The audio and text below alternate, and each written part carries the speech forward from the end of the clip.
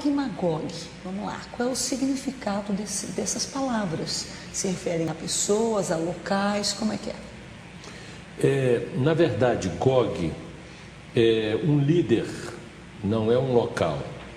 Gog é um príncipe. Gog, na língua Sumer, quer dizer trevas. E Magog, terra das trevas. Então, é uma pessoa e um local. É um líder. E Magog é o local, é uma terra. Na verdade, esses nomes, eles fazem parte do index da Bíblia. Está lá no Gênesis, capítulo 10. Lá nós vamos encontrar Gomer, Togarma, Magog, que são netos de Noé por Jafé. Entendi. Portanto, são jafetistas. São os povos que habitaram o norte, a parte norte da Europa, não é? E esses povos estão hoje, no estudo da evolução dos seus nomes, caracterizado como as nações e os estados modernos. Togarma, a Turquia; Gomer, Cush, Put, a Etiópia, Norte da África. Descendentes de Cã, no norte da África. E esses povos estão, na verdade, sendo aliançados por intermédio de Gog para a invasão a Israel. Então, a guerra anunciada é contra Israel. É contra Israel. A guerra de Gog, comandando Magog, sim, é contra Israel. É contra Israel. Israel é o alvo.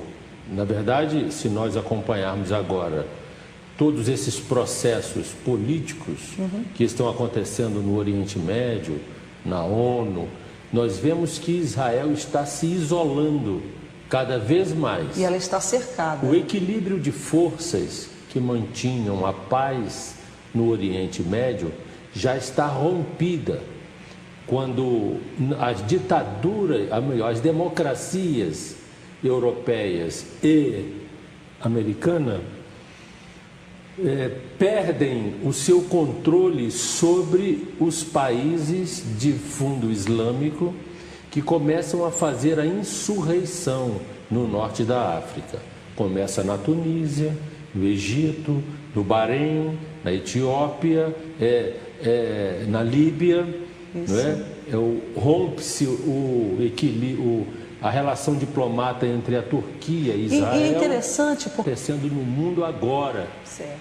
Agora, segundo o texto, Gog está fazendo alianças com Togarma, com Gomer, com Cush, com Put, com os persas. Quem são estes povos? Isso é humano, é geográfico ou é espiritual? É geográfico e literal. O problema nosso, pela influência romana na interpretação dos textos, são que textos que ainda naquela época não se processaram na história eram tidos como alegóricos, como apenas espirituais. Não fazia nenhum sentido então, e hoje fazem todo sentido. Eu vou ler só um texto aqui, olha, em Ezequiel 38, versículo 12.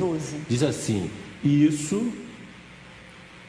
primeiro diz assim, no versículo 11, e dirás, subirei contra a terra das aldeias sem muros, virei contra os que estão em repouso, os que vivem seguros, que habitam todos sem muros e não têm ferrolhos nas portas.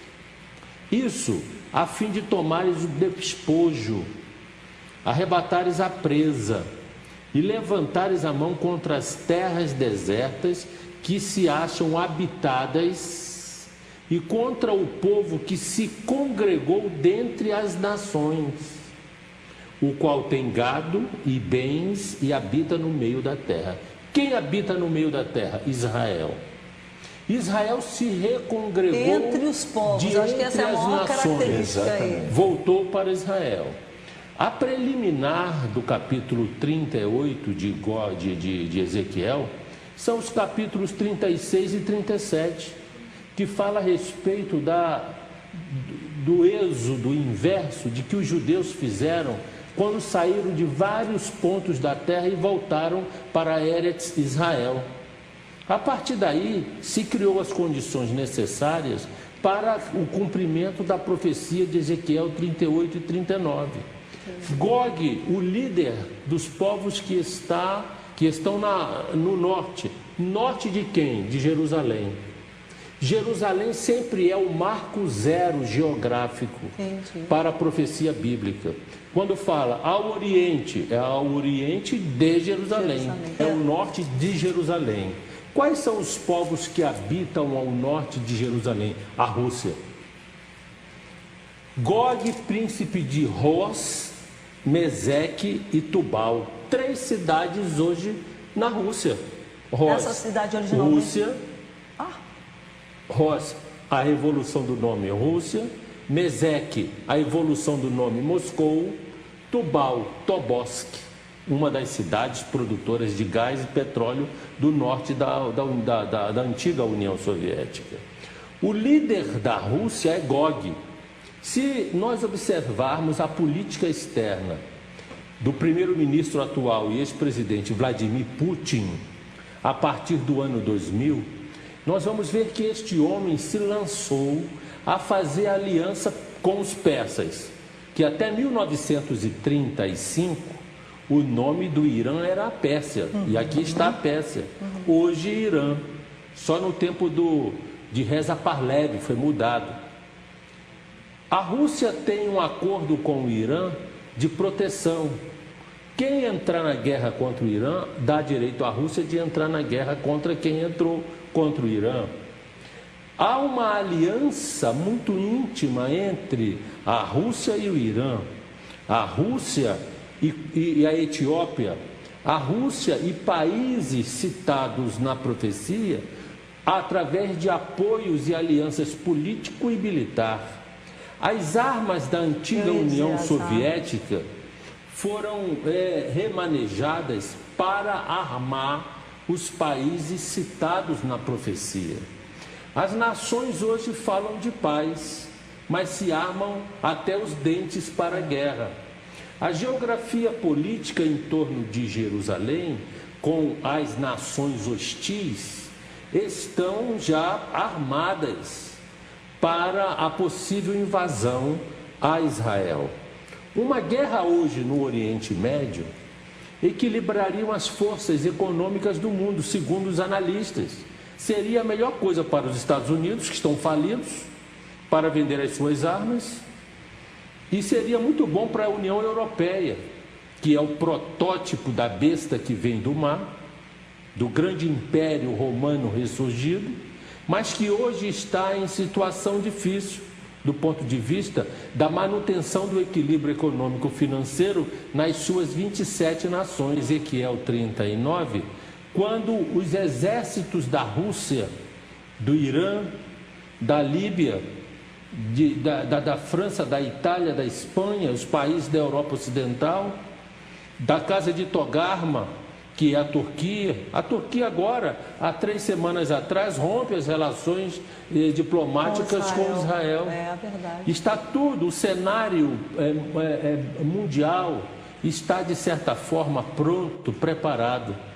Eu fiz um estudo profundo a respeito disso, tenho visto tudo nos mapas, mostrando o cerco que está se processando do ponto de vista das relações diplomáticas do mundo de hoje. É o seguinte, Ezequiel 38, versos 8, diz quando será. Depois de muitos dias, não era para a época de Ezequiel, era depois de muitos dias, serás visitado no fim dos anos, que significa no fim dos dias. Certo. Por isso, mais uma referência que estamos vivendo os últimos dias. Talvez os últimos minutos desse último dia. Virás a terra que se recuperou da espada. Então, nos últimos dias, tudo está acontecendo. Isso que o pastor Marcos falou, com relação, Deus faz morada em Jerusalém. Jerusalém é como o estrado dos pés de Deus. Dali veio o Messias, para ali. Dali o Messias foi imolado. Dali, Ele em ascendeu Betânia, aos céus. ascendeu os céus. E os anjos que estavam ao seu redor disseram assim: varões galileus, por que estáis olhando para este que dentre vós é tomado e assunto ao céu? Da mesma forma que o estás vendo subir, ele voltará. E ele voltará para ali. Por isso que Jerusalém será o pivô da Terceira Guerra Mundial. A guerra de Gog e Magog, segundo analistas, e eu me enquadro entre esse grupo, tem tudo para ser a Terceira Guerra Mundial. Ela acontecerá concomitante com a vinda, a segunda vinda de Jesus? Porque haverá a Terceira e a Quarta Guerra. Com a guerra de Gog e Magog, vai abrir um vácuo de poder. Os Estados Unidos quebrados pelas questões ecológicas, econômicas, etc. E a Rússia quebrada, porque Deus diz que vai fazer uma sepultura. Pois é, isso é que é interessante. Quando a Rússia quebrou, o comunismo caiu, enfim, faliu, todo mundo dizia, não, então não é a Rússia o reino do norte. Porque eu lembro que todo mundo fala, mas assim, não, a gente vê a coisa se desenhando. Se desenhando. A Rússia é o urso que está atrás do monte, esperando para avançar sobre Israel. A China, ela vai entrar como país do norte no final da guerra de Gog e Magog do final, quando atravessará o rio Eufrates seco, com essa multidão que o pastor citou, como areia do mar, no exército de 200 milhões de soldados, que avançarão para Jerusalém para